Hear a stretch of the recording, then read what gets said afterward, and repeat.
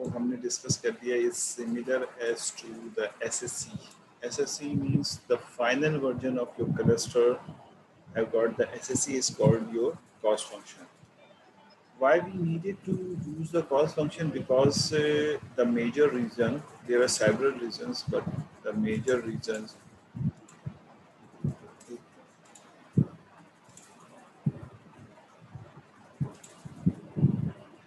अच्छा जी, why we need to do the cost function? Because whenever you select a seed ना, जब आप एक seed को select करते हैं तो you won't be you do not know about the where is the seed कहाँ होते हैं. अब मिसाल के तौर पे ये 3 seed आ गया बेस्ट, आपके पास algorithm cluster बन गए.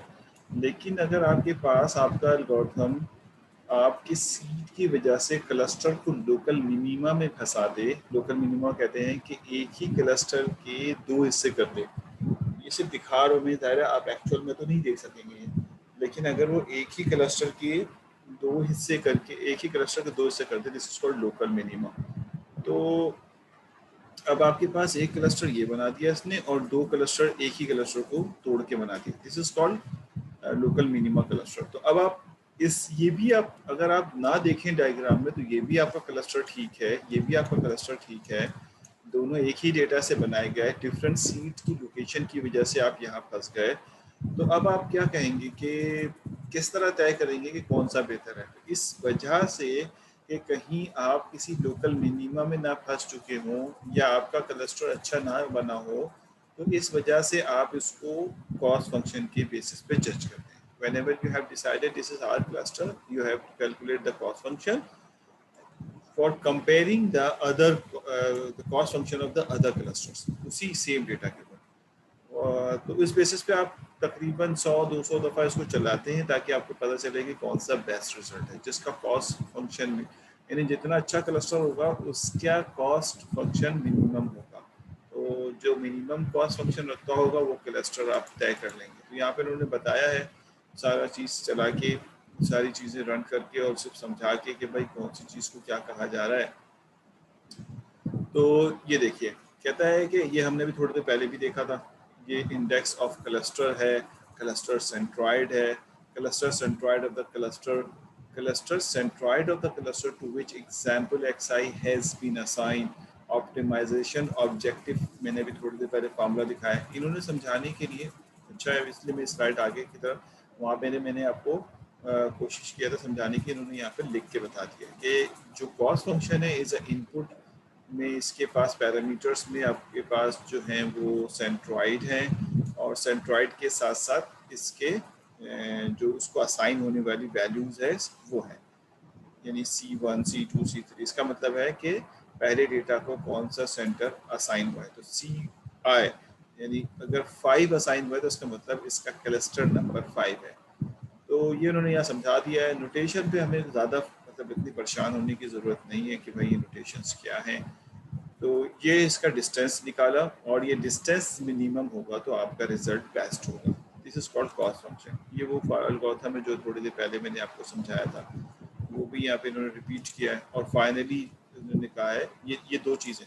तो कॉस्ट फंक्शन का टास्क खत्म हो गया हमारा, यानी cost function is equivalent to SSC. और एसएससी का मतलब है जो फाइनल क्लस्टर होगा उसकी जो एसएससी होगा वो आपका कॉस्ट फंक्शन होगा, वही बेस्ट रिजल्ट होगा. अब आपने कहा कि यूज़ द के मीन हम क्यों यूज़ करते हैं, इसलिए कि ये सिंप्लीफाइड, बहुत सिंपल यानी आसान है अंडरस्टैंडिंग के अंदर, इसका टाइम कॉम्प्लेक्सिटी बेहतर है और इस तरह के डिफरेंट वजूहात है जिसकी वजह से उसको हम इस्तेमाल करते हैं. कुछ वीकनेसेस हैं इसकी, जिसमें सबसे बड़ा वीकनेस है ये है कि यूज़र कैसे पता चलेगा कि कितने क्लस्टर्स के अंदर हैं. फिर आउटलायर हो तो ज़रा डिफ़िकल्ट हो जाता है. आउटलायर का मतलब ये है कि अगर कोई डेटा बाहर हो और डेटा का डिस्टेंस निकालें तो काफ़ी डिफ़िकल्टीज होती हैं. तो नॉर्मली करा ये जाता है कि अगर आपके डेटा के अंदर आउटलायर एग्जिस्ट करते हैं, यानी एक ऐसा डेटा जो कि नॉर्मल डेटा से काफ़ी दूर है, वो उसका पैटर्न बिल्कुल डिफरेंट है, तो आप उस आउटलायर को डिलीट कर देते हैं और उसके बाद क्लस्टर बनाते हैं. तो आउटलायर को डिटेक्ट करने के कई तरीके हैं जो कि सिखाए जाते हैं. और लेकिन अगर आप इस आउटलायर को डिलीट नहीं करेंगे तो फिर क्लस्टरिंग में काफ़ी इशू आएगा. तो this is the second part of our work. यानी पहला पहला पार्ट क्या पढ़ा हमने, पहला पार्ट हमने ये डिस्कस किया कि ग्राफिकल व्यू में देखा किस तरह से हमारा के मीन चलता है, दूसरे में हमने इसके कॉस्ट फंक्शन को डिस्कस किया। अब हम थर्ड पार्ट में जा रहे हैं, क्लस्टर रैंडम इनिशियलाइजेशन। यानी रैंडम इनिशियलाइजेशन का मतलब ये है कि जो सीड हम रैंडमली इनिशियलाइज करते हैं उसके बारे में ये बता रहा है। ये तीसरी दफ़ा ये एल्गोरिथम इन्होंने यहाँ पे लिखा है, तो वो तो हमें पता चली गया एल्गोरिथम क्या है। इन्होंने समझाने की कोशिश की है यहाँ पे कि रैंडम इनिशियलाइजेशन का मतलब ये है कि जब आप क्लस्टर कर रहे होते हैं तो उसके सीड्स इनिशियली पिक करते हैं। तो हो सकता है कि आप इस तरह से पिक कर लें, हो सकता है आप इस तरह पिक कर लें।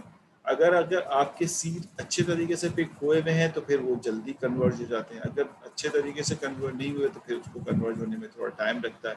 तो कहते हैं शुड हैव के का मतलब है cluster total number of data से कम होने चाहिए। यानी अगर आपके पास टोटल नंबर ऑफ डेटा 1000 है तो आप 2000 क्लस्टर नहीं बना सकते, तो आम सी बात है। ये एक बात हो गई। रैंडमली पिक के ट्रेनिंग एग्जाम्पल, और फिर जो के पिक होता है वो रैंडमली पिक किया जाता है कि कितने क्लस्टर बनाए जाएंगे। ये भी इस पर भी हमें आ जाएंगे अभी। Set μ1 to μ2 equal to these के एग्जाम्पल्स, और फिर हम बेसिकली असाइन कर देते हैं हर डेटा को उसका म्यू के वो किसके करीब है। ये करते रहते हैं। इन्होंने कहा देखिए यहाँ पे भी वही डायग्राम शो की है, अभी वो समझाएगा आपको। ये हो सकता है कि आप का इनिशियल सीड जो है वो गलत पिक हो जाए तो आप जो है वो ई लोकल मिनिमम में फंस जाए। अब वो कहता है कि भाई आपके पास एक क्लस्टर, एक्चुअल में ये 3 बनने थे, एक क्लस्टर ये बन गया और 2 इसके अंदर बन गए, तो this is not a good way, ऐसा हो सकता है। तो आप इस चीज़ को कैसे दूर करेंगे कि कौन सा क्लस्टर बेस्ट है? तो कहता है कि जो रिपीट लिखा हुआ था ना हमारे पास, उसको आप कर दें 1 से लेकर 100, वो तो कन्वर्ज हो रहा था वो तो कन्वर्ज होगा, वो तो एक कन्वर्ज हो रहा था। उस तरह के 100 चलाएं आप अलग अलग सीट को पिक करके। यानी पहला चलाएं आप एसएससी कैलकुलेट कर लें, फिर दूसरा रन करें, फिर एसएससी कंप्लीट। मैं इसको एक दफ़ा डायग्राम से समझाने की कोशिश करता हूँ। यानी आपके पास जो ये जो डेटा दिया हुआ है, मिसाल के तौर पे ये जो डेटा आपको दिया हुआ है, सपोज करें कि ये 2 डिफरेंट डेटाज आपको दिए हुए जिसमें 2 क्लस्टर हैं। अब आप यकीनन जब इसको चलाएंगे तो पहले एक सीट क्लिक करेंगे, यहाँ पे सीट लेंगे, एक सीट यहाँ लेंगे, एज्यूम करो इसको एक दफ़ा रन करें। इसको एक दफ़ा रन करने में भी इंटरनली कई दफ़ा रन करना पड़ेगा क्योंकि इसका सेंट्रॉइड मूव करता है।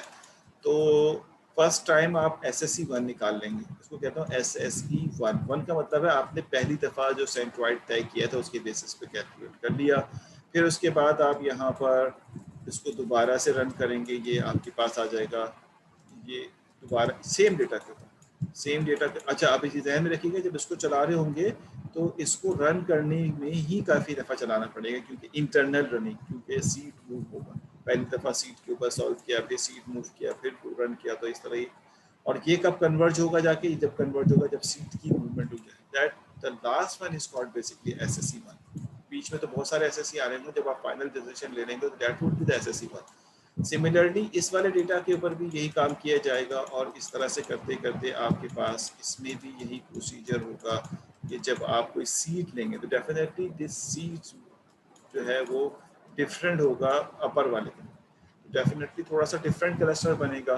जो डिफरेंट क्लस्टर बनेगा तो वो आपके पास SSE2 कहलाएगा, यानी कॉस्ट फंक्शन 2। SSE को मतलब है, मैं यहाँ पे कॉस्ट फंक्शन की बात कर रहा हूँ, SSE2 कॉस्ट फंक्शन 2, और ये हो जाएगा कॉस्ट फंक्शन 1। तो इसमें भी जब आप इसको ये दोनों सीट सेलेक्ट करेंगे तो इसके बेसिस पे कुछ क्लस्टर इसके पास, कुछ डेटा इसके पास, उसके बाद फिर सीट को रीएलोकेट करेंगे और ये करते करते करते ये कन्वर्ट हो जाएगा। और ये कह रहा है कि इस तरह कितनी दफ़ा चलाया जाए? इस तरह 100 दफ़ा चलाया जाए। Randomly initialise the K mean, ठीक है? तो इस तरह से आप तकरीबन मिनिमम 100 दफ़ा चलाएं, लेकिन आप इससे ज़्यादा भी चला सकते हैं ताकि आपका, और वो जब आप रन करेंगे तो उसमें जो बेस्ट SSE होगा वो आप पिक कर लेंगे, जो बेस्ट कॉस्ट फंक्शन होगा उसको आप पिक कर लेंगे। मैं SSE कह रहा हूँ, ज़रा उसको अपने आपको अपडेट कर लीजिएगा। मैं बार बार अपनी लेकिन एक्चुअल में वो कॉस्ट फंक्शन है और वो आप यहाँ पे पिक कर लेंगे इस बेसिस पे कि ये बेहतर रिजल्ट है उन तमाम में। तो अभी आप कोड लिख, यकीनन कि मैं खुद तो नहीं करेंगे हम, जब कोड लिखेंगे पाइथन के ऊपर तो हम ये एज अ पैरामीटर पास कर देंगे कि जो इनिशियलाइजेशन है वो 200 करो, ताकि हमारे पास जो इनिशियल सीड है वो बेहतर तरीके से हैंडल हो सके। तो this is the major reasons कि आप इसको जो है वो सॉल्व करेंगे। क्वेश्चंस में दिए हुए कुछ आप सॉल्व कर लीजिएगा। लास्ट टॉपिक है इसका, और वो है क्लस्टर का कि how many clusters are insides, कितने क्लस्टर्स आपने बनाने हैं। आपको एक डेटा दिया गया, आपको ये पता ही नहीं चल रहा कि इसमें क्लस्टर कितने बनाएंगे आप। तो ये तो एक बहुत बड़ा क्वेश्चन है कि आपका ये डेटा जो यहाँ पे विदाउट लेबल दिया गया है, जिसमें कई एट्रीब्यूट्स एग्जिस्ट करते हैं, data number 1, data number 2, data number 3, data number 4 and so on to data number m. So how many clusters are there? So how you will get this information inside the data? बहुत मुश्किल काम है without any processing, बगैर process किए मैं ये बता दूं कि इसमें इतने क्लस्टर हैं, इम्पॉसिबल है। ये भी एक ओपन एरिया है कि without processing you have to find the number of cluster inside. It's good कि आप ये काम कर सकें, लेकिन definitely we will be able to do this. We have to see the data. After seeing, we can say that the number of clusters may be this. It's not exact. तो कितने cluster होंगे, तो choosing the number of cluster, ये मैंने आप देखें 2 issues बताए थे मैंने। सीड का सिलेक्शन कैसे होगा, इसका मैंने सोल्यूशन बता दिया आपको कि you have to work the 100 more than 100 times on the different location of the seeds, so might be you will get the best seed position, so you will get the best cluster in this way. तो ये एक तरीका हो गया कि seat का randomly select करना, repetition से हम इसको हैंडल कर सकते हैं। But how many cluster, second question मेरा ये था जो मैंने शुरू में बताया था कि how you will define how many cluster are there, ठीक है। तो वो अब बताने जा रहा हूँ कि कैसे आप करेंगे। तो होता ये है कि आप करते ये हैं कि आपको जो डेटा दिया जाता है, आप इस पे इसको रन करना शुरू करते हैं। जब रन करना शुरू करते हैं तो सबसे पहले एज्यूम करते हैं कि भाई मेरे पास एक ही क्लस्टर है, और एक ही क्लस्टर के बेसिस पे कॉस्ट फंक्शन कैलकुलेट करते हैं। कॉस्ट फंक्शन समझ आ चुका है हमें, क्लस्टर एक ही है। अब आप उसका सीट कहीं भी ले लीजिए, एक ही क्लस्टर है और उसके बेसिस पे कॉस्ट फंक्शन। एक क्लस्टर, अगर डेटा के अंदर डिफरेंट पैटर्न है, डेटा बड़े साइज का, तो डेफिनेटली एक ही पैटर्न तो नहीं होगा ना, डिफरेंट पैटर्न होंगे, तो आपका कॉस्ट फंक्शन बहुत हाई हो जाता है, जबकि आप बहुत मिनिमम कॉस्ट फंक्शन को ढूंढ रहे होते हैं। तो हो सकता है कि आपका एक क्लस्टर के ऊपर रिजल्ट यहाँ चला जाए, उस कॉस्ट फंक्शन की वैल्यू बता रहा हूँ। फिर उसके बाद आप कहते हैं 2 क्लस्टर पे रिजल्ट देखता हूँ। जब 2 क्लस्टर आप करते हैं तो इसका मतलब ओवरऑल पूरा डेटा 2 हिस्सों में डिवाइड हो जाता है, तो कॉस्ट फंक्शन की वैल्यू कुछ बेहतर हो जाती है और आप थोड़ा सा अपने रिजल्ट में नीचे की तरफ आ जाते हैं, कॉस्ट फंक्शन बेहतर हो जाता है, because we are seeking the best cost function. Minimize, optimize का मतलब है इन टर्म ऑफ मिनिमाइजेशन। फिर उसके बाद आप इसके 3 क्लस्टर बनाते हैं, लेकिन देखिए ये विदाउट सीइंग तो नहीं हो रहा ना, आप पूरा कॉस्ट फंक्शन देख रहे हैं, उसके बाद उसको चला रहे हैं और उसके बाद फिर आप तय कर रहे हैं और हर स्टेप पे चला रहे हैं। देन 3 पे आप रन करते हैं, फिर एक कॉस्ट फंक्शन कैलकुलेट हो जाता है। तो इस तरह से आप इसको चलाते रहते हैं। एक वक्त ऐसा आता है कि इसके अंदर एक एल्बो बनता है, इस तरह से, ऐसे एल्बो। तो वो कहता है कि नॉर्मली इसके अंदर इसी तरह जनरेट होता है, जिस जगह ये एल्बो बनेगा उतने कॉस्ट फंक्शन, उतने क्लस्टर इसके अंदर एग्जिस्ट करेंगे। मिसाल के तौर पे before running the K mean algorithm you have to find the number of cluster. पहले ये एल्गोरिथम आप चला लें, तो ये एल्गोरिथम जब चलाने के लिए आप जाएंगे तो आपको जो है वो कुछ इस तरह का एल्बो जो है वो नजर आएगा। यानी आप पहले क्लस्टर पे चलाएंगे, फिर 2 क्लस्टर बनाएंगे, फिर 3 क्लस्टर बनाएंगे, और होगा क्या कि एक जगह पे एकदम से जर्क आएगा। जो जर्क आएगा उसके बाद भी कि नीचे जा रहा होगा थोड़ा हल्का स्लाइटली, लेकिन जहाँ पर ये एल्बो बनेगा वो बेस्ट क्लस्टर आपका कहलाएगा। तो इस वक्त यहाँ पे एल्बो बना 3 पे, तो आप कहेंगे 3 हमारा बेस्ट जो है वो ये। तो इस तरह से आप यहाँ पे इसको नंबर ऑफ क्लस्टर कह दें। और अगर इस तरह नहीं बन रहा हो, इस तरह स्मूथ जा रहा हो, तो जहाँ पे आप देखते हैं कि टर्न हो रहा है ज़्यादा 3 पे या 4 पे, तो आप इसको जो है वो अपना बेस्ट क्लस्टर मानते हैं। तो ये बेसिकली डिफरेंट है के मीन एल्गोरिथम से, यानी है तो वही फॉर्मूला, लेकिन के मीन का एल्गोरिथम उसके बाद रन होगा कि आप जब तय कर लेंगे कि इसके अंदर 3 cluster, then you will pass the 3 from the K mean algorithm, तो फिर आपको के मीन एल्गोरिथम नजर आएगा। इसमें भी कुछ सवाल दिए हुए, ये भी आप सॉल्व कर लीजिएगा। I am going to basically invest the time in this way, और आपका ये टॉपिक जो है वो थ्योरेटिकली ख़त्म हो गया, जिसमें से हमने 4 चीज़ें अलग-अलग पढ़ी। 4 parts we have divided for this topic. Number 1, the graphical presentation of the k-mean for clustering. Number 2, for the of the cost optimization technique. Number 3, optimization के बाद ऑब्जेक्टिव ऑप्टिमाइजेशन, उसके बाद हमने डिस्कस किया ये रैंडम इनिशियल ऑप्टिमाइजेशन के basis पे उसको बेहतर किया, और द लास्ट वन जो हमने डिस्कस किया वो number of cluster, how many cluster. ये थ्योरेटिकली पार्ट हमने मैथमेटिकली और उसकी ग्राफिकली जो है वो रिप्रेजेंटेशन दी। अब जैसे कुछ स्टूडेंट कह रहे थे कि we need some numericals, whiteboard की कंस्ट्रेंट की वजह से थोड़ा बहुत इफेक्ट तो हो रहा है कि भाई हम उस लेवल पे जाके पढ़ाएं जिस लेवल पे पढ़ाना चाहिए। तो एक दो चीज़ें तो ज़ाहिर है इसमें तासिर होती हैं, जो मैथमेटिक्स डेरिवेशन है और मैथमेटिक्स की न्यूमेरिकल्स हैं। लेकिन मैंने न्यूमेरिकल्स आपके सेफ साइड के लिए इसके अंदर कॉपी पेस्ट कर दिया है। तो वो न्यूमेरिकल्स हम करने जाते हैं और उसके बाद फिर इसका कोड लिखते हैं, देन ये कंप्लीट हो जाएगा। आपको कोई क्वेश्चन हो तो आप कर लीजिएगा ताकि वो इस क्वेश्चन को सॉर्ट आउट किया जाए। अच्छा जनाब, अभी भी यहाँ तक कोई सवाल तो आप पूछ सकते हैं, और अगर नहीं है तो फिर हम आगे बढ़ते हैं। ये क्वेश्चन है जो हमारे पास था। इस वक्त हमारे जो डेटा है यहाँ पे y का मतलब, यहाँ पे y का मतलब हरगिज लेबल नहीं है। यहाँ पे दो है, एक x1 और एक x2, टू डायमेंशन डेटा है। ये टू डायमेंशन डेटा का मतलब ये है कि आपका डेटा जो है वो दो एट्रीब्यूट रखता है। लेबल मिसिंग है इसका, तो हमें लेबलिंग करनी है। लेबल मिसिंग है और हमें लेबलिंग करनी है। तो अगर हमें लेबलिंग करनी है तो ज़ाहिर है मैं इस वक्त उसको 100 दफ़ा तो नहीं चलाऊंगा, तो आपको एक दो स्टेप चला के दिखाऊंगा कि हाउ इट वर्क्स बेसिकली, ये न्यूमेरिकली कैसे काम करता है। हो सकता है कि ये 5, 6, 8, 10 एट्रीब्यूट हो, तो it is quite difficult to be handle the 10 attributes. हमने इसको इसलिए 2 पे रखा है। तो 2 एट्रीब्यूट्स का मतलब है पहला टपल्स जो है सीरियल नंबर है, पहला टपल्स 2 10 पे है, दूसरा टपल्स 2 5 पे है, तीसरा 8 4 पे है, and these are the tuples.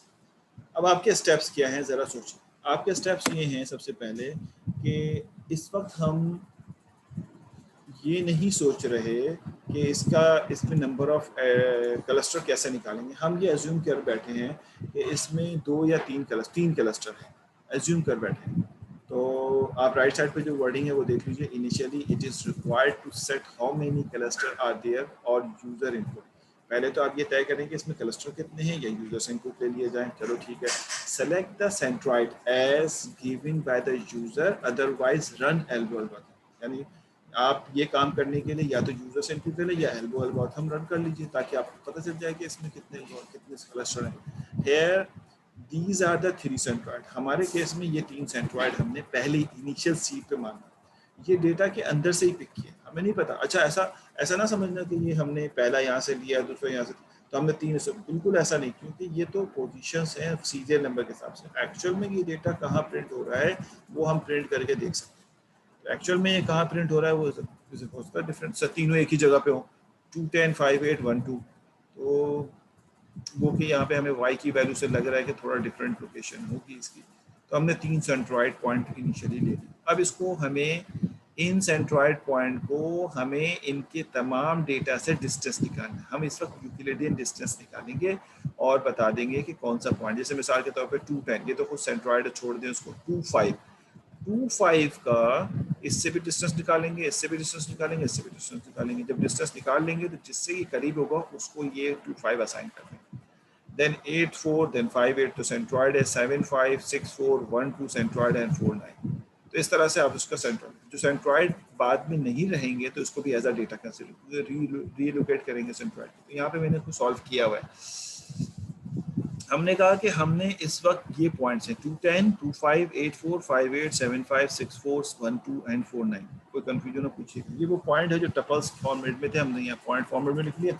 अगर ये 3 होते तो कॉमा लगा के एक और लगा देते, लेकिन क्योंकि इस वक्त 2 हैं, ऐसा हरगिज नहीं होगा कि 3 पॉइंट जो है वो 3 डायमेंशन हो और सेंट्रॉइड 2 डायमेंशन हो, कभी नहीं होगा। जितने डायमेंशन पॉइंट में होंगे उतने डायमेंशन सेंट्रॉइड में होंगे, ये बात जहन में रखिएगा। तो आपके पास इस वक्त 2 डायमेंशन था तो आपने ये सारा डेटा लिखा है। These are the datas we have basically initially 3 centroid 2 10 5 8 and 1 2। अब हमने क्या किया, 2 10 का 2 10 से डिस्टेंस निकाला, लेकिन ये 2 10 है और ये 2 10, तो इसका यकीनन डिस्टेंस 0 आ जाएगा। फिर हमने 2 5 का 2 10 से डिस्टेंस निकाला। डिस्टेंस निकालने का फार्मूला क्या यूज़ कर रहे हैं आप पूछ सकते हैं। इस वक्त हम यूक्लिडियन डिस्टेंस यूज़ कर रहे हैं, और यूक्लिडियन डिस्टेंस क्या होता है, होता है कि आप x को x से सब्ट्रैक्ट करें, y को y से सब्ट्रैक्ट करें, इनफरादी स्क्वायर करके सम कर दें तो ये आंसर आ जाएगा। जैसे आप डिस्टेंस फार्मूला लेते हैं 2 - 2 0 का स्क्वायर, 5 - 10 का स्क्वायर, तो ये आपके पास 5 आ गया। तो ये 5 आपने यहाँ पे लिख लिया। Similarly you will take the result, sorry अभी मैं ज़रा सा गलत कह गया, आप इसको पहले 210 को 210 से डिस्टेंस लिया, 210 का इसी पॉइंट का इससे डिस्टेंस लिया, इसी पॉइंट का इससे डिस्टेंस लिया, तीनों सेंट्रॉइड से डिस्टेंस ले लिया इसका। तो आपने देखा कि इसका किस सेंट्रॉइड से डिस्टेंस कम आ रहा है, सेंट्रॉइड नंबर 1 से कम आ रहा है इसका। तो आपने इसको क्लस्टर जो है वो 1 असाइन कर दिया। डिस्टेंस कितना आ रहा था, 0 आ रहा था, कम जो था वो कितना था, 0। तो आपने कहा कि ये जो डेटा है इसका क्लस्टर नंबर जो है वो क्या है, 1 आ रहा है। देन आपने सेकंड पॉइंट पिक किया उसका पहले, क्योंकि ये तो सेंट्रॉइड है नहीं, तो आपने दूसरा पॉइंट पिक किया, इसको पहले वाले सेंट्रॉइड से डिस्टेंस निकाला 5 आ गया, दूसरे वाले से निकाला 6 आ गया, और तीसरे वाले से निकाला तो 4 आ गया। ये 3 डिस्टेंसेस जो आपने निकाले हैं, इसमें सबसे कम डिस्टेंस किसके साथ आ रहा है, इसका μ3 के साथ। तो आपने कहा इसका μ3 के साथ डिस्टेंस कम आ रहा है, तो आपने क्लस्टर जो है वो आपने इसको 3 असाइन कर दिया, ठीक है। क्लस्टर नंबर 3, डिस्टेंस मिनिमम जो था वो एहतियातन में यहाँ पे किसी वजह से लिख रहा हूँ, ये 4 हो गया। सिमिलरली 8 4 का डिस्टेंस इससे निकाला, इससे निकाला, इससे निकाला, इसको कौन सा क्लस्टर असाइन हो गया, क्योंकि वो 2 के साथ कम था तो 2 असाइन हो गया, और सो ऑन, सारे हमने असाइन कर दिए। तो देखें क्लस्टर नंबर 1 में सिर्फ एक ही डेटा है इस वक्त, क्लस्टर नंबर 2 में 1 2 3 4 5 डेटा है, और क्लस्टर नंबर 3 में 2 डेटा है। इस तरह से सारा डेटा अपने अपने क्लस्टर को पहली दफ़ा साइन। क्या ये इनफ है? नहीं, आपको इसका एसएससी कैलकुलेट करना है। ये मैंने ये जो मैंने लिखा है ना, ये एसएससी की वजह से लिखा है कि अब आप इसका एसएससी कैलकुलेट करेंगे ताकि आप जब अगले वाला एसएससी निकालें तो कंपेयर कर सकें कि मुझे अब रुकना ही आगे जाना है। तो देखिए आपने कहा कि मैं अब एसएससी कैलकुलेट करूँगा। एसएससी कैलकुलेट करने के लिए आपने क्या कहा, डिस्टेंस दोबारा निकालने के बजाय मैंने वो मिनिमम डिस्टेंस पहले ही यहाँ लिखा हुआ है, तो 0 4 7 इस तरह से मैंने अलग अलग लिखा है। क्लस्टर 1 का डिस्टेंस आया 0, क्लस्टर 2 का डिस्टेंस आया ये, और क्लस्टर 3 का डिस्टेंस आया। इसको अगर चाहें तो m से डिवाइड कर दें टोटल नंबर ऑफ डेटा से, तो आपको एसएससी मिल जाएगा। तो ये आपको एसएससी 23 मिल गया। 23 जो एसएससी आपको मिला है वो पहले वाले के हिसाब से मिला, और हमारे जो बात समझनी है पूछ लीजिएगा। तो आपने जो एसएससी फाइनली इसका कैलकुलेट किया वो ये आ गया, और आपके जो क्लस्टर बने वो ये बने, क्लस्टर 1 ये आ गया, क्लस्टर 2 ये आ गया, क्लस्टर 3। अब आपने क्या करना है, आपने हर क्लस्टर का मीन लेना है, और मीन लेके नया पॉइंट डिसाइड करना है। मीन कैसे ले जाएगा, इसका तो यही रहेगा क्योंकि ये सिंगल डेटा है। इसमें क्या करेंगे, सारे एक्स वाले ऐड करके ये एसएससी अपने पास कीप सेफ रख लिया आपने। अभी इस एसएससी का कोई काम नहीं है। अब जब दूसरी इटरेशन चलाएंगे तो तय होगा कि हम अच्छा रिजल्ट हासिल किया है या अच्छा रिजल्ट हासिल नहीं किया, यानी हम अपने रुक जाना है या नहीं रुकना। इस क्लस्टर का सेंट्रॉइड यही रहेगा, इस क्लस्टर का सेंट्रॉइड रीएलोकेट होगा 8 5 7 6 4 4 8 5 4 9, इनको अलग-अलग ऐड करके 5 से डिवाइड करेंगे तो नया सेंट्रॉइड आ जाएगा। अभी शो कर देता हूँ मैं, इसमें 2 1 और 5 2 को ऐड करके 2 से डिवाइड करेंगे, नया सेंट्रॉइड आ जाएगा। तो ये यहाँ पे इन्होंने बताया है कि सेंट्रॉइड ऑफ द क्लस्टर 1 का वही रहेगा, सेंट्रॉइड ऑफ क्लस्टर 2 का 6 6 हो जाएगा, सेंट्रॉइड ऑफ क्लस्टर 3 जो है वो 1.5 3.5 हो जाएगा, यानी हमने रीएलोकेट कर दिया। Now you have 3 different centroid. अब देखें नजर आ रहा है कि आपके पास μ1 210 है, μ2 6 है, μ3 15 और 3.5 है। नाउ यू हैव, एक सवाल आया, मैं जरा उसको देख लूँ। Sir can you repeat SSC formula on board कर? हाँ बिल्कुल कर सकते हैं। देखें एसएससी का फार्मूला ये रहा, मैं इसको बैक लेके गया हूँ ताकि मैं देख लूँ कि डिवीजन हुआ है नहीं, मुझे भी याद नहीं, डिवीजन नहीं हुआ है। ये एसएससी फार्मूला है, यानी डेटा का उसके मीन के साथ डिफरेंस और स्क्वायर, तो वही फार्मूला हमने यहाँ पे लगाया एसएससी का। और आप देख लीजिए कि वही फार्मूला है या नहीं है। ये रहा एसएससी का फार्मूला, ये रहा कि आपने, मैंने स्क्वायर नहीं किया, स्क्वायर करना चाहिए था मुझे। तो स्क्वायर इसलिए करना चाहिए कि सम टाइम नेगेटिव डिस्टेंस भी आ सकता है, लेकिन क्योंकि यूक्लिडियन डिस्टेंस लगाया हमने तो नेगेटिव डिस्टेंस आ नहीं सकता इसका। तो लिहाजा ये इतना बड़ा इशू नहीं है कि स्क्वायर कर रहे हैं नहीं कर रहे, और आप क्या एक्चुअल में तो आप इसको स्क्वायर कर लें तब भी, और इसका मीन निकाल लें तब भी रिजल्ट आ जाएगा। आपने इस एसएससी को अपने आने वाले न्यू एसएससी के साथ कंपेयर करना है, और देखना यह है कि कहीं इनमें चेंजेस आई है नहीं आई। अगर चेंजेस नहीं आई तो आप रुक जाएंगे, आप कहेंगे कन्वर्ज हो गए। अच्छा, आप फॉर्मूले की बात कर रहे थे, देखें फॉर्मूला तो वही है ना कि आपने कहा कि पहले वाले के लिए जब आपने इसके साथ कैलकुलेट किया तो सबसे मिनिमम डिस्टेंस इसके साथ आया, तो क्लस्टर 1 में हो गया, तो इसका डिस्टेंस 0 हो गया, जो डिस्टेंस 0 आया था। दूसरे वाले के लिए सबके साथ कैलकुलेट किया, इसका डिसीजन आ गया क्लस्टर नंबर 3 के साथ, लेकिन डिस्टेंस क्या था 4। ये मैंने इसलिए लिखा है ताकि एसएससी कैलकुलेट करना आसान हो। जब ये सारा हो गया और सबको अपने अपने क्लस्टर असाइन हो गए, तो अब मैं एसएससी निकालूंगा। तो एसएससी के लिए दोबारा तो डिस्टेंस पे नहीं जाऊंगा ना, मैंने ये कॉलम बनाया हुआ, यहाँ से एसएससी उठा लूंगा। This is 4 7। एक्चुअल में तो यही है ना कि सबको ऐड कर लिया जाए। एक्चुअल में हमने यही किया, 0 + 7 + 0 + 5 + 0 + 2 + 4। मैंने ब्रैकेट से एहतियातन लगाया इनके क्लस्टर के हिसाब से, और ये 23 आ गया। आप स्क्वायर कर दें तब भी सही है, स्क्वायर करके टोटल नंबर ऑफ डेटा से डिवाइड कर दें तब भी सही है, तो कॉस फंक्शन आ जाएगा उसका। तो इसमें कोई कन्फ्यूजन वाली बात नहीं है कि भाई आप क्या करेंगे इसमें एसएससी के लिए। तीनों तरीके सही हैं एसएससी के लिए। इस वक्त एसएससी में हमने ना तो स्क्वायर किया है ना ही इसका मीन लिया है, हम डायरेक्टली 23 पिक करके बैठे हैं। ठीक है, अब हमारे पास सेकंड क्लस्टर जो है वो कैलकुलेट होके आ गया ये रहा, और उसके बाद हमने उसको सेट कर लिया ऊपर, और सिमिलर पैटर्न के ऊपर सारे डेटा का न्यू सेंट्रॉइड से डिस्टेंस कैलकुलेट कर लिया और न्यू असाइनमेंट कर लिया। पहले आपने देखा था कि एक ही डेटा क्लस्टर 1 के साथ था, अब 2 डेटा हो गया क्लस्टर 1 में। पहले आपने 2 डेटा 3 के साथ था, अभी भी 2 डेटा 3 के साथ। इसमें से एक डेटा कम हो गया, इनके डिस्टेंसेस हमने कैलकुलेट कर लिए। अब आपने एसएससी कैलकुलेट किया तो देखें एसएससी 18 हो गया, पहले से बेहतर हो गया, यानी ये वाला आस्ते आस्ते कन्वर्ज हो रहा है। तो अब आप मजीद फिर इसके बाद इनका सेंट्रॉइड लेंगे। जब इनका सेंट्रॉइड लेंगे, पता नहीं, मुझे नहीं याद कि मैंने तीसरा किया या नहीं किया। तो इस तरह से ये प्रोसेस चलता रहेगा। फिर आप इनका सेंट्रॉइड रीएलोकेट करेंगे, फिर डिस्टेंस लेंगे, और ये करते रहेंगे। मैं बार बार कह रहा हूँ, आप इसमें कंफ्यूज ना होना, कब तक करते रहेंगे।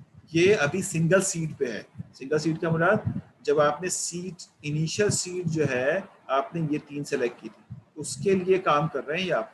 ये जो सीट चेंज हुई है वो तो रीएलोकेट हुई है। ठीक है, तो इनिशियल सीट आपने 2 10 5 8 1 2 लिया था, उसके बेसिस पे ये सारा का सारा वर्किंग जो है वो हो रही है, और आप इसके बेसिस पे ये सारा काम कर रहे हैं। और उसके बाद आप ये तय कर रहे हैं कि पिछला एसएससी और करंट एसएससी में कितना डिफरेंस आ रहा है। तो आपने कहा पहले 23 था, अब 18 है, चेंज आया 5 का, तो इसका मतलब है डिफरेंस है। अब दोबारा से आप इसका सेंट्रॉइड लेंगे, रीलोकेट करेंगे सेंट्रॉइड को, और फिर दोबारा से आप हर एक को उसके अपने क्लस्टर के साथ एसोसिएट करेंगे, फिर एसएससी निकालेंगे और देखेंगे क्या आया। अगर वो ज़्यादा या कम किसी भी तरीके से कुछ आ जाता है, और इससे इससे नॉट प्रीवियस वन 23 नहीं बल्कि इससे वेरी कर जाता है, तो आप दोबारा मजीद करते हैं। उस वक्त तक ये काम करते रहेंगे क्लस्टरिंग का प्रोसेस, जब तक के लास्ट कैलकुलेटेड एसएससी और करंट एसएससी के दरमियान डिफरेंस 0 के इक्विवेलेंट ना हो जाए, यानी 0.00 इस तरह से ना आना शुरू हो, तो फिर आप इसको स्टॉप कर देंगे। तो इस तरह से आप इसको करते रहेंगे, तो आपका पास फाइनली जो है वो एक इनिशियल सीट के बेसिस के ऊपर रिजल्ट जो है कैलकुलेट हो जाए। फिर आप चाहें तो सेकेंड एक्सपेरिमेंट करें सीट चेंज करके, थर्ड एक्सपेरिमेंट, वो कह रहे हैं इस तरह के 100 एक्सपेरिमेंट करेंगे तो जाके आपको सही रिजल्ट मिलेगा। तो वो तो भी हम नहीं करने जा रहे हैं। अब आप कहते हैं कि ठीक है, ये हमने 2 चीज़ें पढ़ी, थ्योरेटिकल पार्ट हमने कवर कर लिया, न्यूमेरिकल पार्ट हमने कवर कर लिया कि काम कैसे करता है, इसका एक एग्जाम्पल भी सॉल्व कर ली। मैं आपको एग्जाम्पल सॉल्व करने के लिए दे भी दूंगा ताकि आप इसको सॉल्व कर लें before examination, because it is very important for examination कि एक सवाल तो आपका ये बनता ही है कि आपको न्यूमेरिकल बेस्ड क्वेश्चन दिया जाए। ठीक है, लॉन्ग नहीं होगा, थोड़े से सवाल होंगे, थोड़ा पार्ट चेक करने के लिए आपको दिखाया जाता है कि भाई आपको आता है या नहीं आता। अब आइए इसके कोड के बाद, लास्ट पार्ट कि हम अगर इसकी पाइथन पे कोडिंग करें तो कैसे करें। अच्छा जी, कोडिंग के लिए अच्छा सवाल आगे तो हम देख लेते हैं सवाल क्या है। वेरी गुड हाशिफ साहब। देखिए, पढ़ने को तो बहुत कुछ है मशीन लर्निंग में, there is bundle of things have to study. अभी तो हम बहुत शॉर्ट करके आपको पढ़ा रहे हैं, बहुत सारी चीज़ें स्किप भी कर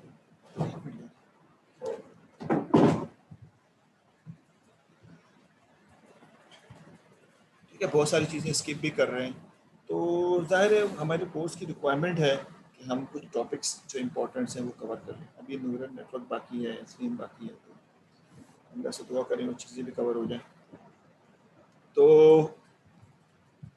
ठीक है, यहाँ तक बात समझ में आ गई। अब आइए से कोड पे, कहता क्या है कि ये जो के मीन हम सेंट्रॉइड बेस काम कर रहे हैं, ये वर्क करता है एसके लर्न में क्लस्टर की पैकेज से निकलेगा ये, और इसकी जो क्लास है वो के मीन की क्लास है। इसको हम जब चलाएंगे तो ज़रूरी नहीं कि इसी अंदाज में चलाएं, हम लिखेंगे इस तरह भी लिख सकते हैं कि from sklearn dot cluster import K mean, जो भी लिख सकते हैं। और हम यू भी लिख सकते हैं, डिफरेंट तरीक़ों से लिखा जा सकता है। एक मिनट नोट करना।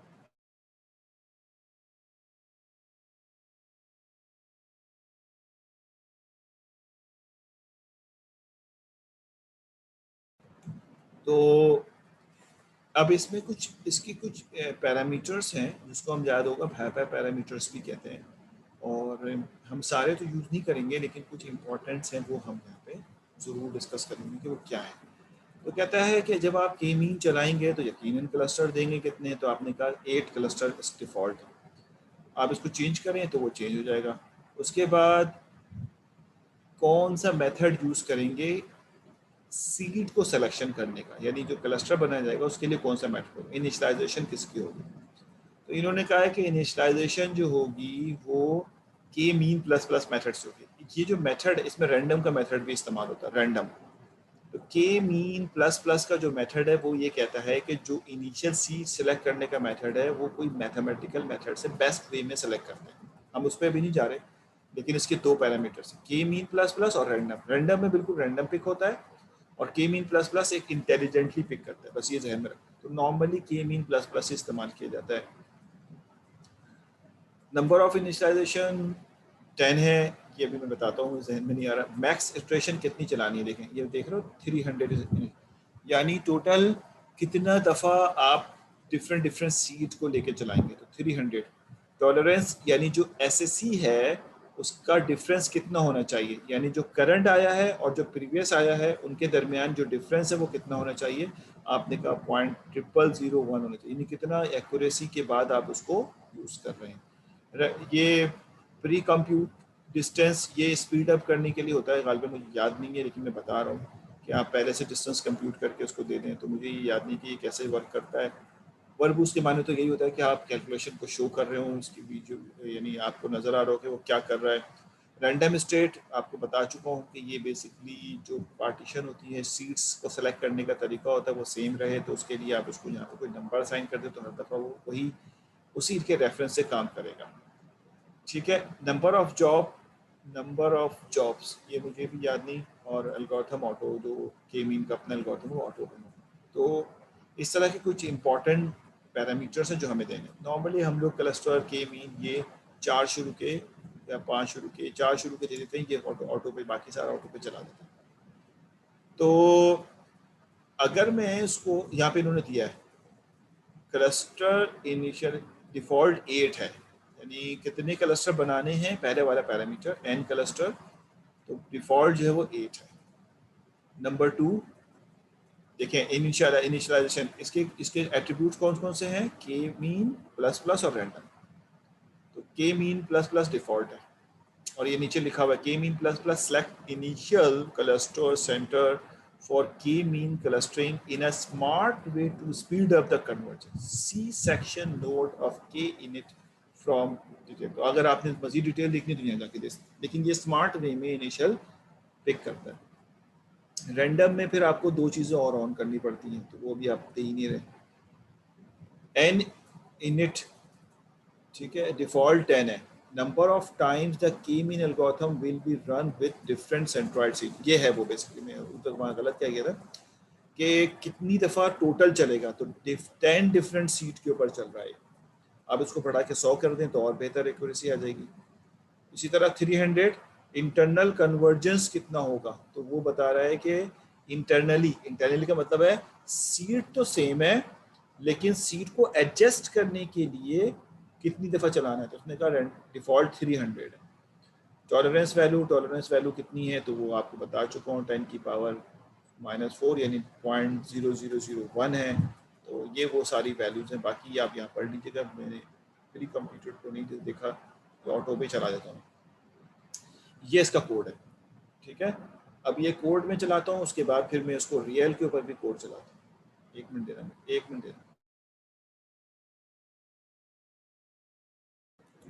अच्छा जनाब, तो ये इसका कोड है, ये भी हम इसको जुपिटर नोटबुक पर भी चलाएंगे। कहता ये है कि हमने के मीन्स को बेसिकली इंपोर्ट कर लिया है, फिर नमपाई को भी इंपोर्ट कर लिया क्योंकि एरे खुद बनाया है। अगर आप एरे खुद ना बनाएं तो वो भी हम चेक करेंगे। तो आपने कहा np डॉट एरे और आपने दो के डिफरेंट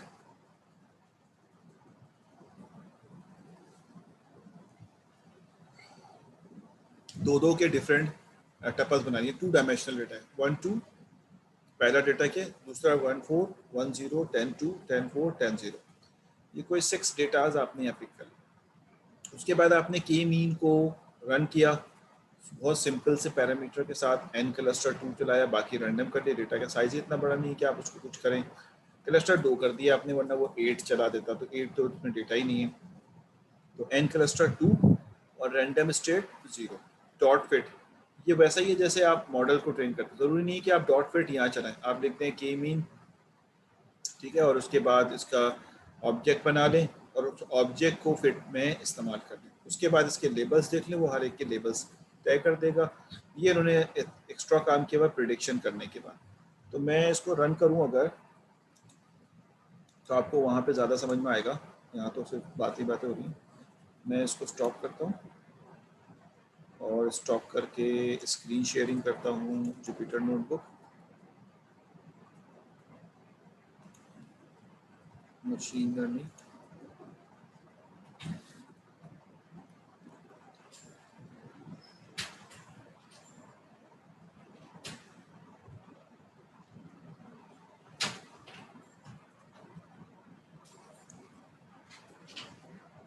एक मिनट जरा ऑन हो जाए।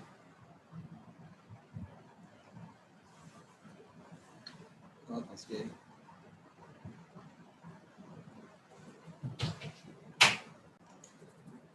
अच्छा जनाब, यहाँ पर हमने इसको रन करने की कोशिश की। डेट आज की डेट ले लेते हैं।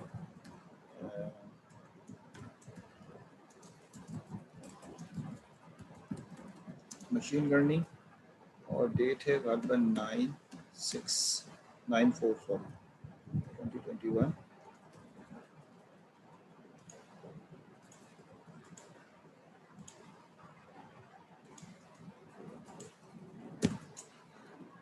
जनाब मैं ये वाला तो काम अभी वहाँ से कॉपी करता हूँ ताकि आसानी से हो जाए, फिर उसके बाद हम एक डेटा सेट को पिक कर लेंगे।